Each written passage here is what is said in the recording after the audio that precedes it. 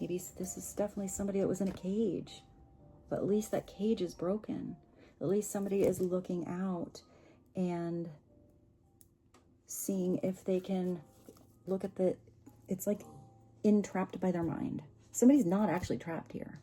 There is a key there. There is a key hanging on that person's neck right there. It's right around her neck, right over her heart. She has plenty of room to stick her arm through that weird part of the broken cage and just unlock the situation she believed she was locking. Would she forget she has the key right there in her heart?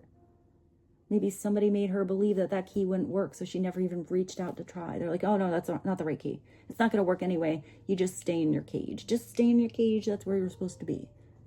And sometimes it's somebody telling themselves that. No, this is where you have to be, you know? Stuck in that glass house. Maybe it's about breaking through the glass ceiling here. Because once somebody sees that they're not actually trapped unless they believe they are, there can always be changes in life. Our lives can evolve and we can reinvent ourselves, you know, however many times we want.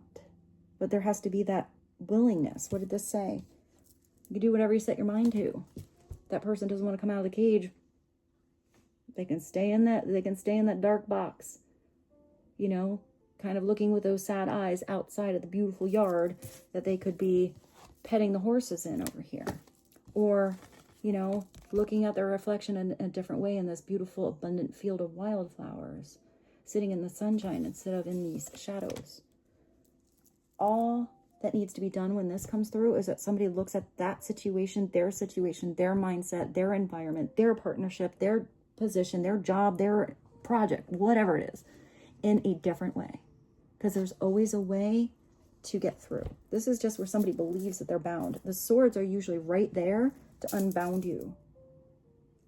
The swords are usually in the traditional tarot, like kind of up like they're a cage, but they're not. There's not chicken wire around that thing. Somebody can just go the side way, slip through, and then recognize, you know, when I kept a blindfold on, or when somebody put that blindfold on me and I started walking and I was bouncing into a sword and bouncing into a sword and bouncing into a sword and bouncing into a sword, I thought they were everywhere. I didn't realize there was an in-between, that there's a different way.